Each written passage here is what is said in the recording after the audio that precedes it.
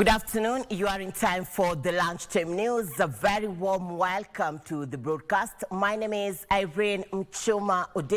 On sign language interpretation, we have Brian Muraru. Let's interact on all our social media platforms at KBC Channel 1. Our top focus this afternoon, the Law Society of Kenya now wants the Attorney General to rein in on fake lawyers working in cohorts allegedly with some officers at the State Law Office to fleece members of the public. LSK's President Eric Theuri says the AG should close in those involved in the scandal after a raid at the premises of a quack advocate in Nairobi, where victims revealed they were referred to him by officers from AG's office. This comes after law enforcement officers accompanied by LSK officials raided a cyber cafe in Nairobi, where a large number of legal files and official stamps were recovered, purportedly legalizing various transactions, including divorce proceedings.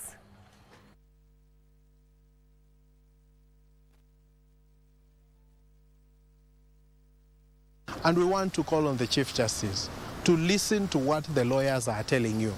The fact that we continue to arrest these masqueraders, the fact that every time we arrest these masqueraders, we find that they are in possession of stamps that belong to advocates, some of whom have been struck out, some of whom are not even aware that their stamps are being misused by these masqueraders.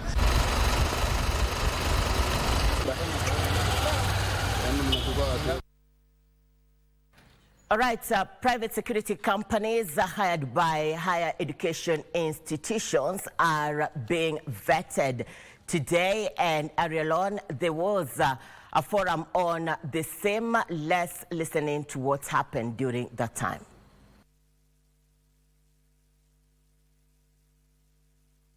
And every person offering private security services in the institutions of higher learning must undergo licensing and registration that is issued by the government.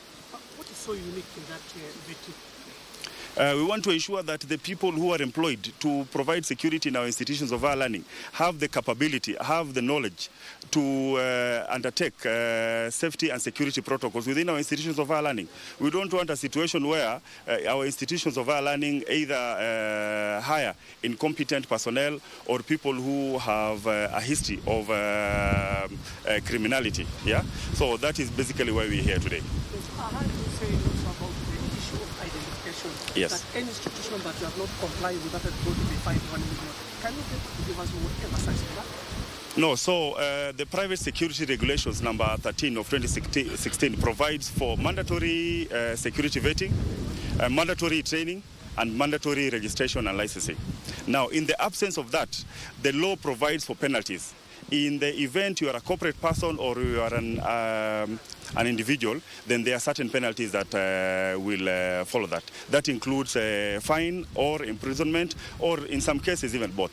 But we don't want to get there. We want to make sure that every person who is providing security in our institutions of higher learning undergoes security vetting by the National Security Infrastructure. They undergo a standardized training so that whether it is a private security officer employed in the University of Nairobi or Kibabii University or Pwani University, they all undergo through one training curriculum, and then they all have a registration.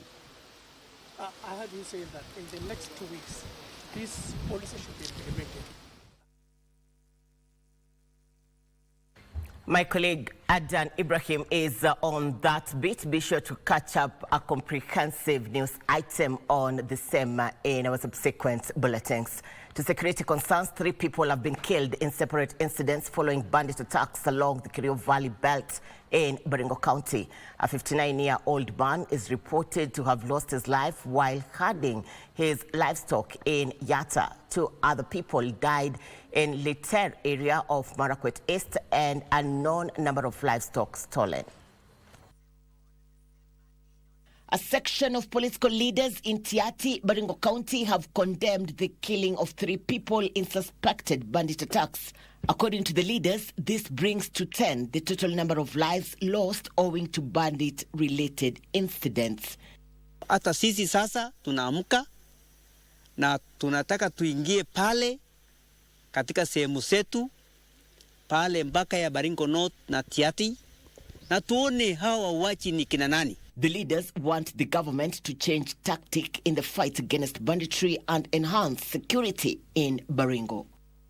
We have seen previously some approaches bore results. Like the one which was used by General Ngaizeri, that was a meeting with elders meeting with the KDF, and they were doing disarmament, joint disarmament by the community and the KDF. Hata kutafuta nyazi sio kwa lazima. Hata kama ni kutafuta maji sio kwa lazima. Lazima uende ukaombe kwa majirani. Na pia suluhu ingine tunaweza pata kutokana na wazee. Wazee ya upande wote mbili waweze kuongea pamoja na watoe suluhisho. Na pia tuweze kujua wanyama ambao wanachunga ni yakina nani.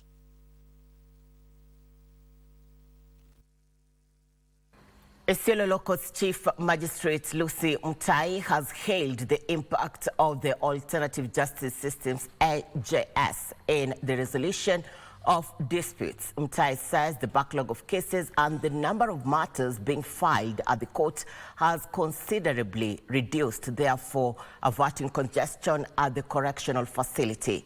Speaking after a two-day meeting where stakeholders gave their input towards the formulation of the Isiolo County Action Plan geared towards improving AJS in the county, the Chief Magistrate added that the adoption of AJS has enabled the magistrates to focus only on matters of a higher criminal magnitude that cannot be settled by the elders, such as murder and defilement. I want to say that Isiolo County and Isiolo Court has actually embraced AJS. For the last couple of years, we have seen positive results through the use of AJS. Through the application of AJS, our caseload has reduced considerably. The persons or people who are in the remand prisons have also reduced thanks to AJS. And even the cases that are being registered on day-to-day basis, mainly criminal cases, the number has actually come down just because people out there have appreciated AJS. All right, bright and needy students in Narok County are set to benefit from a 1.3 million shillings donated by the county government. The sponsorship is targeting those rescued from early marriages and female genital mutilation.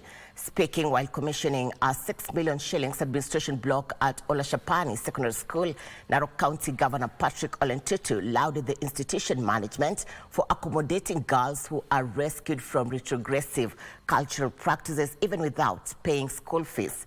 The governor said he is committed to ensure vulnerable children have a bright future. Na kuna wengine nimelipia ambayo tumepea almost 1.9 million ambayo tumeshalipa ya hii shule watoto 248. Hiyo isitoshe, nimeamua ya kwamba hapa hii shule ya Oloshapani county government itawanunulia bus ya milioni 8 million. Tuko na families, walimu wameadapt watoto wa kumenta, tuko pia na life skills. Hayo ndio mambo wanafunzwa. Mambo ya effect of early marriages, FGM, abortion, drug abuse na mambo mengi yenye vijana wanapitia siku hizi. Hii maneno ya girl child, we were proposing this school sababu iko na the right environment. We even consider expanding tuweke hata rescue center.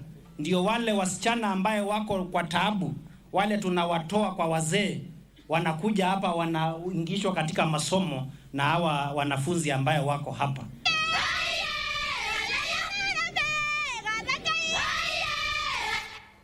Child rights activists in Kajiado County are expressing concerns over an increase in cases of child labor, largely blamed for low school transition rates. The activists are calling for concerted efforts among stakeholders to rein in on those employing minors and exposing them to, among others, early marriage and pregnancy. So it has different pathways. In February 2024, Kajiado County recorded 219 cases of child abuse, with 40 of them involving child labor. This is according to Cosmas Carrera, the officer in charge of children's welfare. The issues to do with child labor comes into our office as most of the time they are either neglect, they are reported as neglect, or else maybe as child who is not going to school. And most of the time we find that we have a challenge when somebody is reporting. They don't report that this child is working. They are reported as either the child has been neglected or the parents are not supporting this child to go to school, so it's a school dropout case. Carrera says they face challenges in tracing the affected children, as emphasized during a child labor advocacy forum in Kajiado. Karen Kamau, a medic specializing in children's welfare and gender-based violence, highlighted the dire medical consequences of child labor. The cases that we've been seeing in our health facilities are cases related to child labor that culminates from HIV infections, culminating from even malnutrition, mental health issues, because they're children and they're being subjected to hard labor. It is reported that boys suffer from respiratory and chest complications, while girls face the risk of early pregnancies and childbirth complications. Stakeholders alarmed by this trend compromising children's rights are urging collaboration among all concerned parties to eliminate child labor. Advocacy and sensitization of children and parents are identified as crucial strategies to curb this menace. Susan Kaondo, Lunchtime News. And on that beat, let's cross now to the Bomas of Kenya. It is Nakada Prevention Week, and the event is underway at the Bomas of Kenya. Let's cross over and listen in.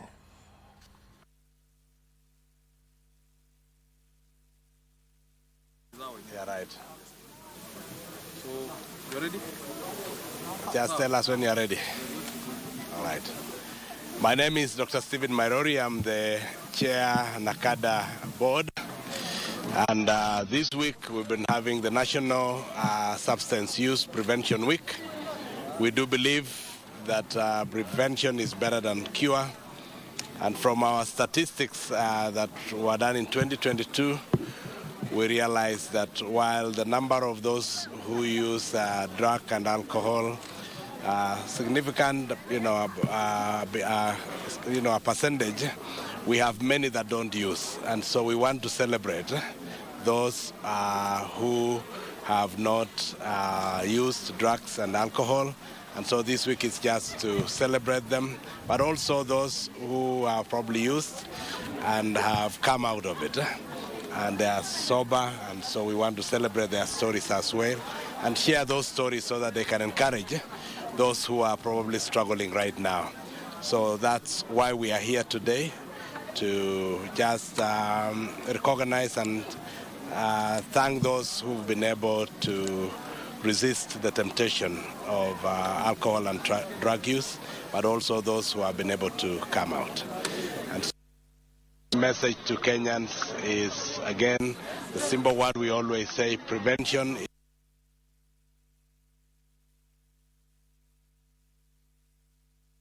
Using alcohol. Currently, we would say that because of that state, they're actually sick. And it's not good for them, it's not good for the nation, it's not good for the family. There's a lot of resources to try to get them out of that state. So instead of reaching there, we want to encourage the young people, please, let's stay away. Alcohol abuse is a very bad thing. Use of drugs is a very bad thing, and it's not good for all of us. We have many people who can... My colleague Joseph Wahungu is on that bit. This as we have the launch of the National Prevention Week by Nakada at the Bomas of Kenya. In other news making headlines this afternoon, the Ministry of Water is warning obstruction of groundwater in major Kenyan cities is a recipe for disaster, as this could result in acute water scarcity. This was revealed during a stakeholders meeting organized by the Kenya National Commission for UNESCO. During the meeting, it was noted numerous surface water sources, including rivers, swamps, and springs, were drying up at an alarming rate. Nairobi, Mombasa, and Nakuru were identified as leading in groundwater abstraction due to a lack of surface water and increasing demand linked to population growth. Agnes Mbugwa, CEO of the Regional Center for Groundwater, highlighted the adverse effects on aquifers, including alarming drops in water levels and poor water quality, with some areas in Nakuru County facing high fluoride levels. The stakeholders are now calling for investment in water catchment areas and preservation of water sources. The way I'm seeing it, now, first of all, now with the tools that we use, it is all about climate change. How do we make this water? Government has approved the first ever pilot project on artificial groundwater recharge, to recharge so that the vacuum that is there is refilled. That is like banking the water down there to the storage that is there. That is the aquifer. Youths who have completed high school have been urged to take up competence-based education training programs to employ themselves. Metropolitan of Nairobi Orthodox Church Archbishop Andreas Macarius, who is also director of Orthodox College of Africa, said the institution has launched hands-on skilled training to empower youths in Dagoretti sub-county. According to Andreas, the skills will create job opportunities after completion of their studies. Kind of skills so they can come and learn and finally be able to find jobs in different departments. We have to make sure each and every student who leaves this place is able to employ himself. We are looking for people to become entrepreneurs. They can be able to open their own jobs. They can be able to employ others.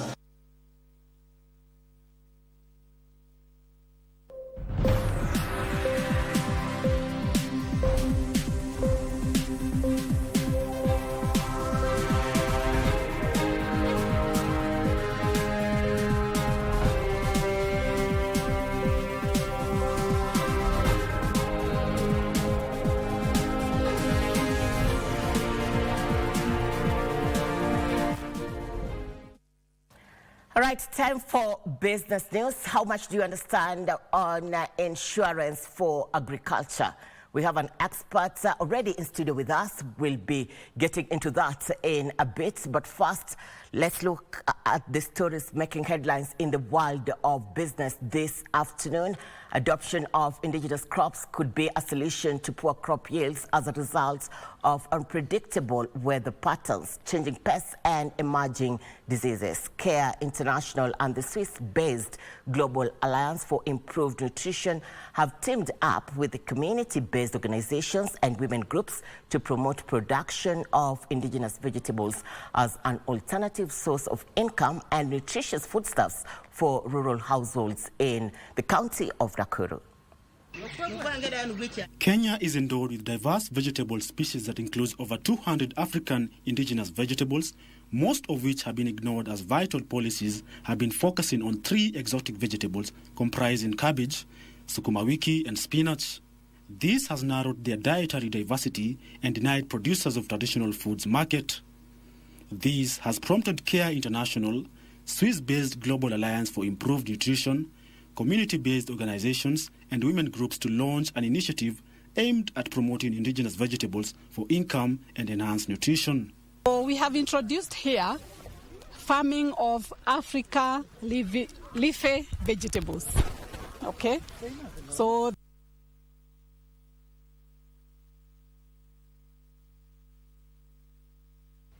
all right, time for us now to get into our interactive segment this afternoon. We are looking at matters insurance for agriculture.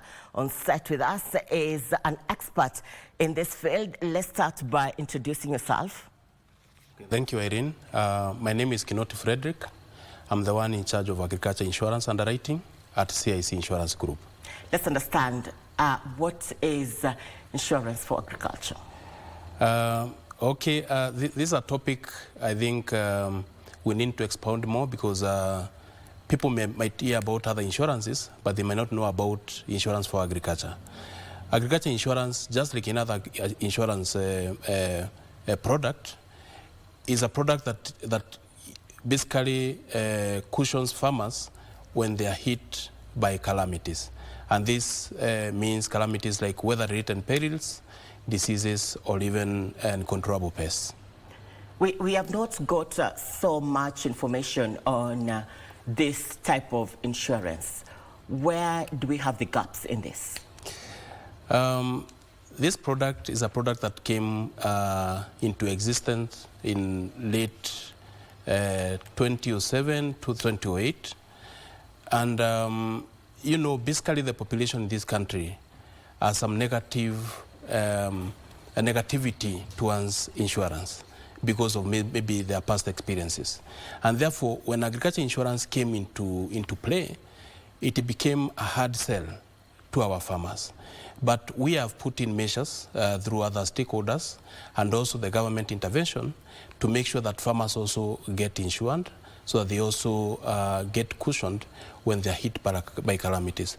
But still, there's a very big, huge gap in terms of information that is trickling down to the farmers, which still requires a lot to be done so that every farmer in this country can always look at insurance as a way of life. From where you sit, how do you intend to have this information to that farmer in Bungoma, in Eldoret, in any other part of the country? Okay, when you look at farmers in this country who contribute to around 70% of the employment in the rural areas, we are looking at farmers who are vulnerable because weather in this country is so unpredictable. And as you know, if you look even at the last season that we have been having, farmers have been suffering because of El Nino. And it was a short-lived El Nino. It was for like 1 month. But in some areas, it has extended even up to February. So how do we get these farmers to know about insurance? It is through trainings. Because remember, our farmers are clustered into smaller units wherever they are.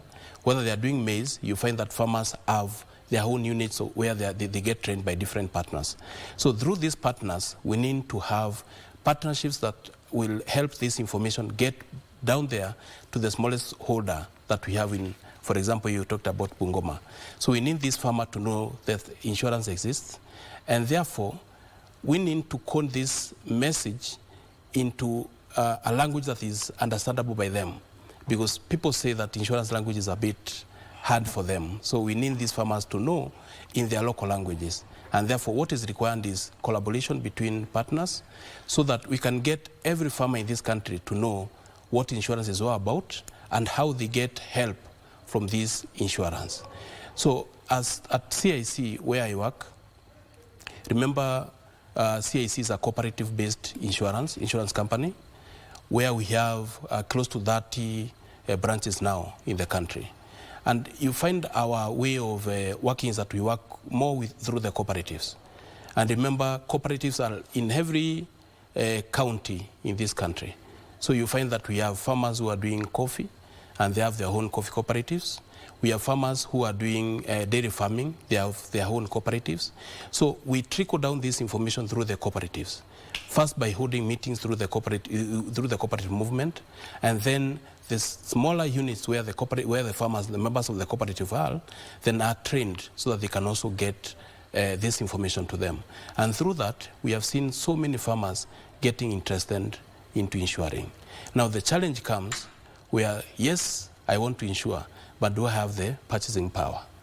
So through the same cooperatives now, farmers will get a way of getting soft loans or small loans to insure whatever assets they have.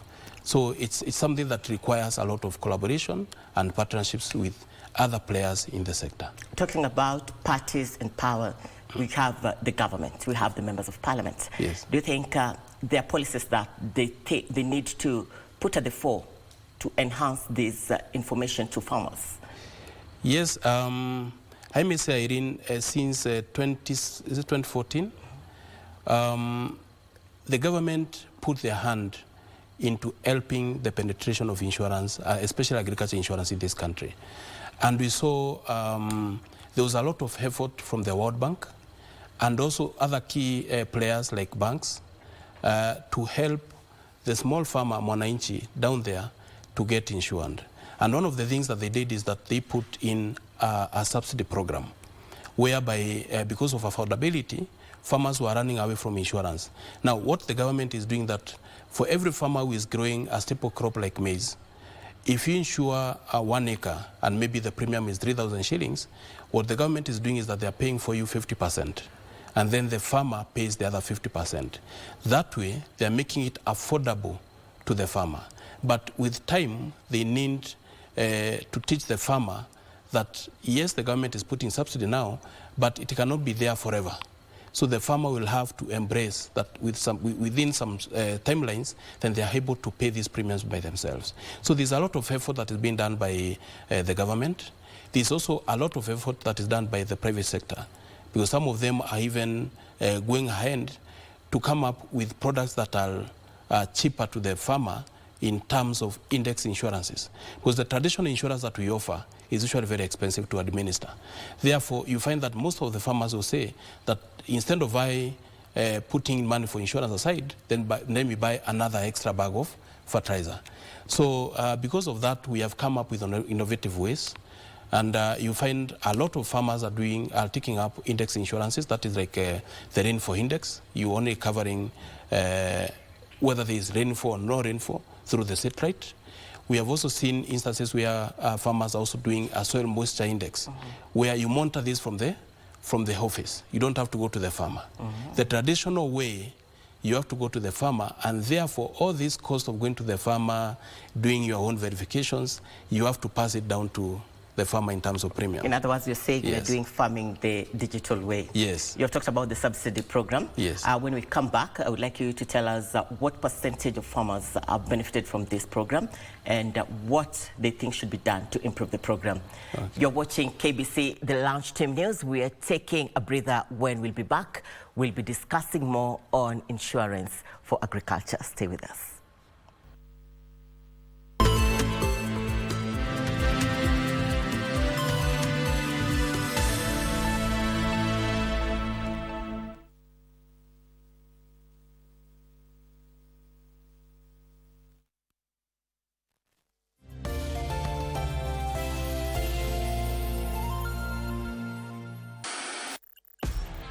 On KBC Channel 1, we are a TV station like no other. Get a taste of the best in entertainment. Yes, indeed. Feel the passion.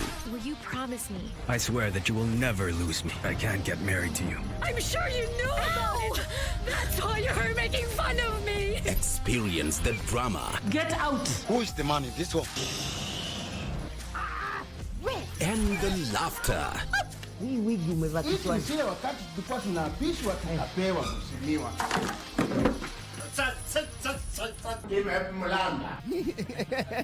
Move to the beat.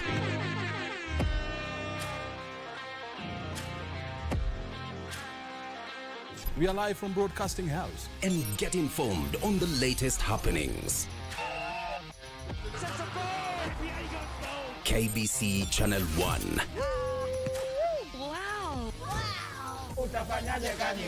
We are the full package. Oh, yes. And Kenya's watching. Thank you very much for joining us.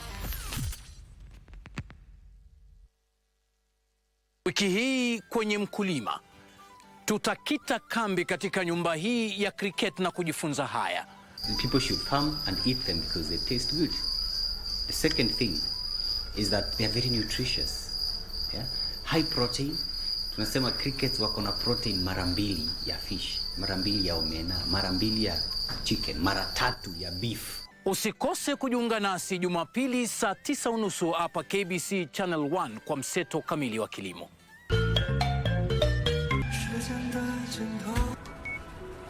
今后的谈话你就不要录了。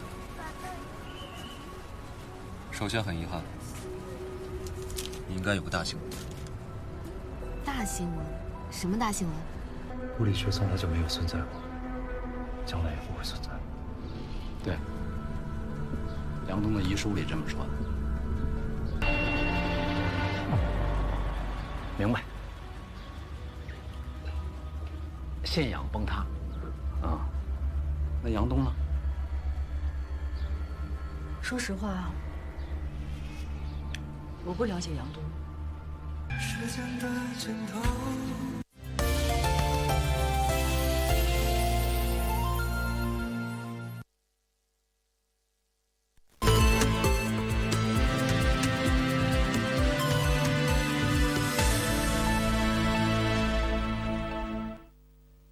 Thank you for keeping it KBC Channel 1. You're watching the Lunchtime News. Before the breather, we were having an interactive segment with Frederick Kinoti, the underwriting manager at the CIC General Insurance Company. This deals with various insurances, and on this hour, we are looking at insurance for agriculture, just where we left it at. Bwana Kinoti, how was the subsidy program uptake? Okay, when we started in 2015, basically we were looking at farmers in 2 counties, that is Embu and Nakuru, and also Bungoma. Those are 3 counties. And during that year, the first year, we were only able to register 20,000 farmers. In 2019, we were able to get close to 700,000 farmers into the subsidy program in that 3 counties. So that shows you that the gap, the efforts that were put in to bring these farmers on board. And therefore we believe, because we believe in Kenya we have almost 80% of our population being farmers, then with efforts from the private sector, the government and any other stakeholders or people in the value chain, then we're able to get close to even 20 million within a very short period. So the efforts are where the rubber meets the road. Yes. Away from that, how do underwriters assess and manage risk specifics, especially on agriculture? Irene, you will know that many of our population run away from agriculture. And this is because they usually say that agriculture is a bit risky. And they find it not a fashionable thing to be doing. And that is why we have left it to the older generation. But now we have seen so many other young people coming up to do farming, because also they need to do some job creation, and also they need to employ themselves. Now, for underwriters, we are looking at crops throughout the country, but we have to do it physically, where you have to go do assessment of the environment first to see whether the crops that the farmer said is planting are suitable for that location. We also have to look at historical data, because for you to know what you need to insure, then you need to go back and see if this farmer has been planting maize in Nakuru for the last 15 years, what has been the weather like for the last 15 years? What has the production of this farmer been for the last 15 years? So that you know at what level do I need to insure him. But also, we are looking at other remote ways of doing inspections, or looking at the risk altogether. That is where we also looking at satellite data, so that we can check for the longest period, farmers who have been planting in Nakuru, what has been the weather, and then what has been the production. And therefore, the biggest challenge that we might have with our farmers today is that they don't keep data. So we have to mine this from other sources, especially the Kenya Bureau of Statistics. They have a lot. The Ministry of Agriculture, that is why they become an integral part of insurance, and they are the first people that we want to seek authority from, so that they can be giving us this data. We also need to go to maybe KenyaMet and try to mine as much information as possible, so that we know the kind of risk that we're getting into. With all these challenges and with the transition to the digital space, how are we incorporating the youth in agriculture? The youths of this country, basically, they don't see agriculture fashionable. But in the last 5 to 10 years, we have seen so many of them trying to embrace agriculture in their smaller way. And we thank the government because of the infrastructure they have put in especially even through our banks, so that they are able to loan even to people who don't have a title deed or an asset to exchange so that you can get the finances. So in the yesteryears, you could not go to a bank and get money. But these days, a young person might go to the bank, tell the bank that I want to do ABCD, and they get loaned. And that is where you're seeing there are so many young people now who are doing dairy farming, for example. There are so many of them who are doing poultry farming. And there are so many of them who are doing even pig farming around the cities. Therefore, we are seeing this venture growing into a multi-billion venture, especially when the youth come into it. These are the people with technology, because it's very hard for you to teach the older farmers how to do things better. But the youths are the people who can grasp things very fast. Very, very interesting, Kinoti. But then there is also the issue of climate change that as a country and as a continent, let's say the world, we're trying to cope up with. What are the strategies and opportunities we are looking into for us not to fade away from these projects? Okay. Basically, Irene, if you look at how our weather has been, over the last 20 years, I was trying to see the number of times that we have got droughts in this country. It's uncountable. Because now droughts are happening every 2 to 3 years. In the yesteryears, this was happening maybe once in 5 to 10 years. But the frequency of droughts now and the severity that comes with it is too immense. You find that every 2 to 3 years, a farmer is suffering some drought. And that is why now insurance is coming in. You find that, like last year, we had a drought starting in February, March, and then towards the end of the year, we experienced some El Nino. In some areas in this country, farmers are not even able to harvest up to now because of the rains that are continuing. I have a farmer in Narok who is not able to harvest is sorghum because of the rains, despite the temperature that we have. So basically what we are doing is that we are pulling out a book to do underwriting, because you need to underwrite all these risks. You need to put all these things into perspective to be able to know how do I charge farmers for premium, knowing that in the next 2 to 3 years, I might be called upon to pay a claim. So it is becoming a challenge to insurance companies, but we are coming up with innovative ways, especially the index-based insurances, so that we're able to accommodate all these farmers at an affordable price so that we don't lose them. Because once these farmers go down, then believe me, the economy will also suffer, because remember, agriculture is contributing almost 30% of the GDP. And therefore, we need to keep agriculture alive. For us to do that, then we need to do things that will not destroy our environment, especially by taking care of our environment, our water towers. And I've seen today the CS, or these are consortium that was looking at water availability. So it's something that we need to take into effect, and we need to think about properly as a country. And when you talk about water scarcity, yes, what do you think we should do as a country for us to, now you see agriculture plays a very key role when it comes to the country's GDP, but all this come together. They have to work together. Yes. Where do we think we have the gaps? And this, in your closing remarks, what is the way forward to the society at large, even as the youth, you say, shy away from agriculture? Basically, water is a key resource when it comes to farming. And we have seen where farmers have done it through irrigation. Remember, much of our farming in the country is rain-fed. And that is why we find we get so much heat when our environment changes, or when we are hit by climatic changes. Now, for us to move forward, we need to preserve our water towers, because this is where we'll get waters to be able to irrigate our crops, especially the horticultural crops, which are fast-moving crops and they're fast-growing. So for us to do that, then we need to make sure that where we get our waters from, we are well protected.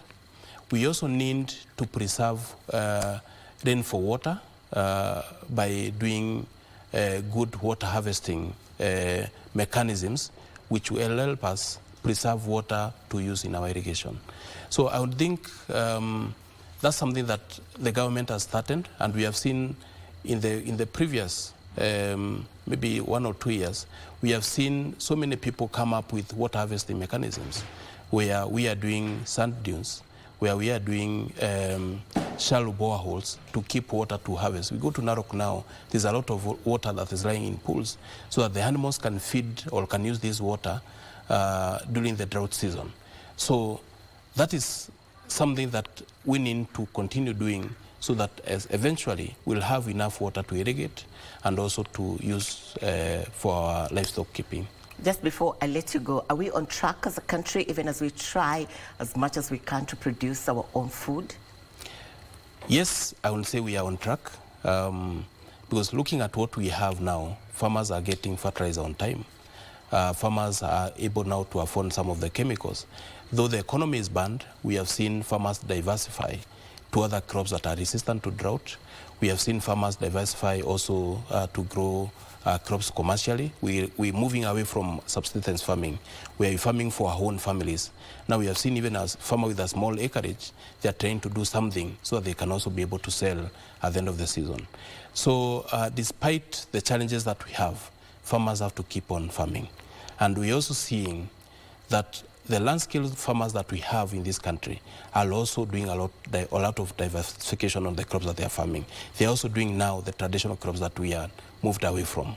So I still think we are on the right track, and maybe in the next 5 to 10 years, we might be food sufficient if what the ministry is saying is something to go by. Thank you. Thank you. Frederick Kinoti, the underwriting manager at the CIC General Insurance Company, telling us what we need to know when it comes to insurance for agriculture. Looking forward to have you again on this set. Thank you for your time. Thank you, Irene. In other news, Kenya is looking to attract 44 billion shillings in investment towards the creative economy over the next 10 years. In an ambitious plan, the government is set to develop necessary infrastructure, conduct skills training, facilitate market access, and offer incentives for investors to unlock the full potential of the creative industry. Kenya's creative sector contributes 5% to the national gross domestic product. The government is in the progress of providing a comprehensive roadmap to empower creatives, attract investment, and position the nation as a global hub for creativity and innovation. Creative Economy Cabinet Secretary Babuna Mwamba says key components of the plan include infrastructure development, skills training, market access facilitation, and financial incentives for investors. It is very much in sync with Kenya's mission statement of developing and managing a dynamic national innovation system that catalyzes jobs and wealth creation in line with the Kenya Kwanza bottom-up economic transformation agenda, or the bottom-up economic model.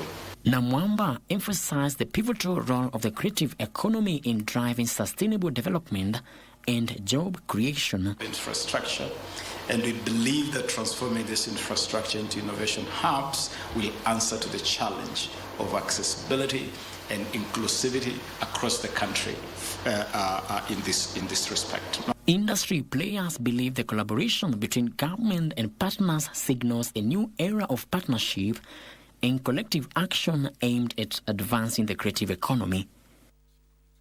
Launched the 10-year Innovation Master Plan, we had estimated $300 million, and we have actually started the fundraising process towards it, and we have attracted quite some funding already. And we also are in the process of engaging the National Treasury about the funding of that 10-year Innovation Master Plan. Now, the strategic plan is a subset. The master plan is national. The strategic plan is institutional. So as an institution, we have identified a number of things that we will work on. So a subset of that budget will actually go towards implementing the strategic plan of the Innovation Agency. Frederick Muki for Lunchtime News. Phase 1 of the Konza Technopolis is 97% complete following the installation of key infrastructure such as electric power and fiber optic cables. This has attracted major blue chip companies in the vehicle assembly, household goods, construction materials, and electronic good makers. The Kenya Association of Manufacturers say investors are taking advantage of various tax incentives offered at the expansive Special Economic Zone. Manufacturers are planning to leverage on the Konza Technopolis energy mix to reduce their cost of doing business. Kenya Association of Manufacturers Chief Executive Officer Anthony Mwangi says a number of manufacturers producing cable, household goods, construction materials and electronic assemblers are the latest firms to set up shop at the Konza Technopolis. CAM says the state-of-art data facility at Konza is attractive to potential investors as it eases the cost of doing business by linking up local manufacturers to potential buyers, both in the country and globally. As manufacturers, we are happy to note that we are now ready to meet some of the investors who different manufacturers will sell their materials, the different items they manufacture. Because we are driving the development of a smart city with a vision to be a leading global technopolis and innovation hub with a mission to develop a sustainable smart city and innovation ecosystem that will contribute to Kenya's knowledge-based economy. Manufacturers say the cost of production is also expected to reduce for firms operating at the Technopolis due to a well-elaborate energy mix that is much cheaper and reliable. The government has designated Konza as a special economic zone, with firms in the facility enjoying numerous tax breaks to increase investors' appetite for space at the Technopolis. It's a development of an e-waste center, which we are very much interested in. Based on the ICT manufacturing that we do, there will be a lot of e-waste, and we want to do collaboration, especially in that area. Benson Rioba reporting for Lunchtime News. Farmers in Nyandarua County have been challenged to consider poultry and pomegranates farming as an alternative way to address surging cases of malnutrition. Despite Nyandarua contributing a large percentage of the country's food baskets, malnutrition continues to be a major concern caused by poor eating habits, leading to stunned growth among children and other illnesses associated with poor diet. Experts say farmer empowerment to venture into healthy foods farming, such as poultry and pomegranates, could be the solution.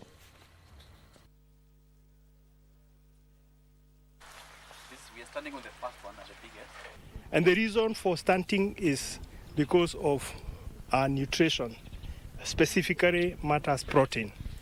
So to address that, the poultry enterprise will actually be very variable. It will address the aspect of protein deficiency and other nutritional values. This investment, which is not only good for business, but is also very good for the farmers in the area and for improving the nutrition in this county.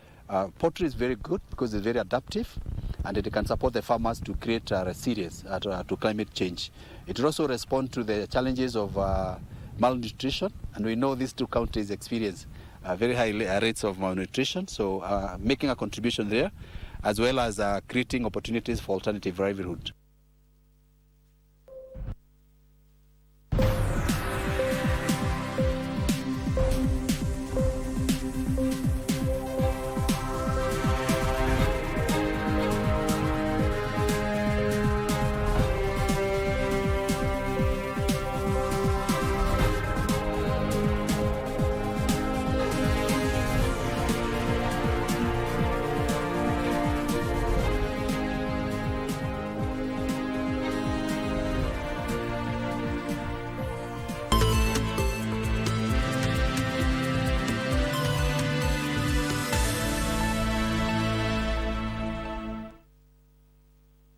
Thank you for keeping it KBC Channel 1 this afternoon. Now, a total of 10 governors drawn from the Mount Kenya region under the Central Region Economic Bloc umbrella have adopted a common strategy to bring on board investors for development of the region.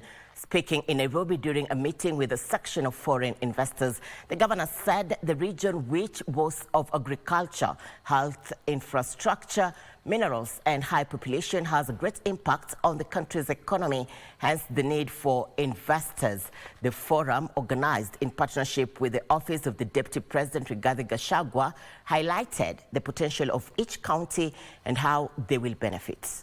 Development partners, with a view of them working with us towards quite a number of things, and our pitch was for us to move together create secretariats? Yes, investors are willing to come. But a lot of these investors, when they're talked to out there, they imagine that counties are as autonomous as states, right? And that counties can make certain decisions that here in Kenya, because we are partially decentralized, we're not fully devolved, those decisions are made at national level. When they're coming and they expect you to put in a certain level of investment so that they can put a certain level of investment and then they pay back over a period of time, that would have to be approved in a form of PPP at the national level. As we are doing the priorities, can we also, and perhaps you have, I'm sure you have, but I would also want to make sure that we've taken into account the comparable advantages of each county as we decide what flagship to put where. We need to map out, because then also we cannot say every county must do something in health, something in manufacturing, something in the other. We can identify flagship projects that cut across different sectors, but supporting the entire region. In East Africa, the biggest copper deposits are in the Tharaka Nithi.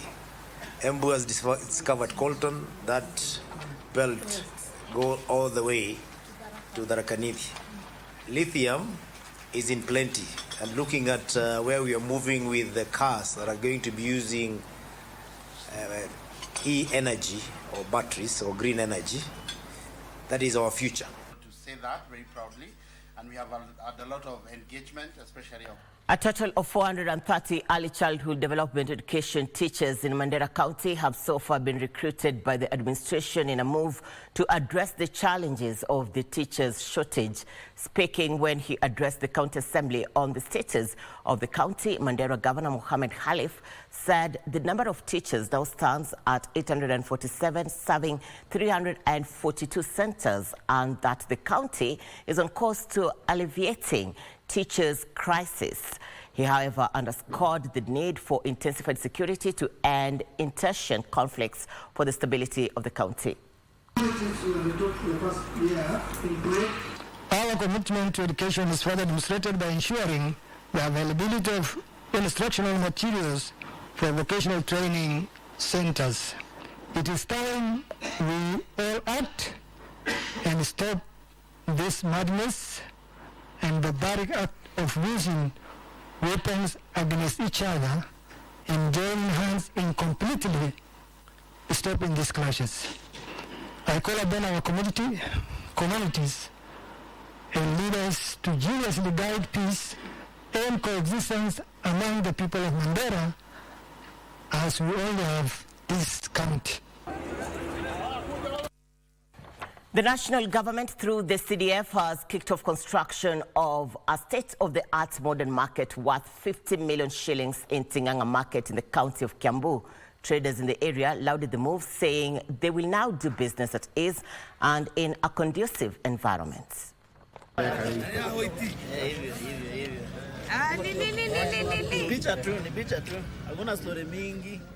Tumeshikana sisi wote kama wabunge, tumesema lazima tuhakikishe ya kwamba miradi yote ya Rais William Ruto, especially this mambo ya masoko, it's creating employment. Soko ya Tinganga hapo juu itakuwa ya ghorofa 2. Hapo juu tutakuwa na kitu inaitwa ICT hub. Hiyo ni kusema kwamba kutakuwa na vijana na wasichana wetu ambao wako hapa ambao wanataka kufanya kazi, watakuwa wakiwa pale na kompyuta na watakuwa wakifanya kazi ya Amerika wakiwa hapa Kenya. Inaitwa outsourcing ama call centers. Thank you for staying with us. Time for Channel 1 Sports. Eldoret residents came out in large numbers to honor world marathon record holder Calvin Kiptum, who will be buried tomorrow at his home in Uasin Gishu. The mourners lit candles within Eldoret town, halting every activity in the city. The funeral service is set for tomorrow at Chepsamo Secondary School grounds, where President William Ruto is expected to attend. The body of the late Kiptum was moved from Eldoret Hospital mortuary this morning and was escorted by a procession for about 80 kilometers through Eldoret town to Iten grounds, then to ACK Chepkorio for a prayer service. The body of the late world marathon record holder Kelvin Kiptum was moved from Eldoret morgue this morning and escorted by a procession led by border riders who kept honking while others sang traditional dirges. Residents of Eldoret town stepped out in numbers to honor the legendary athlete. At 10, a church service will be held, after which the body of the athlete will be displayed for public will viewing. The funeral service is set for tomorrow at Chepsamo Secondary School grounds, where President William Ruto is expected to attend. The late Kelvin Kiptum's house, which has been under construction over the last 5 days, is set to be handed over to the family today. The world record holder was killed in a road crash on the 11th of this month alongside his coach, Gaviz Hakizimana. Nora Mwangi for Lunchtime News. Injury-ravaged Liverpool moved 4 points clear at the top of the English Premier League table after coming from behind to beat Luton 4-1 at Anfield last night. Liverpool has built further momentum as they gear up for Sunday's Cup final against...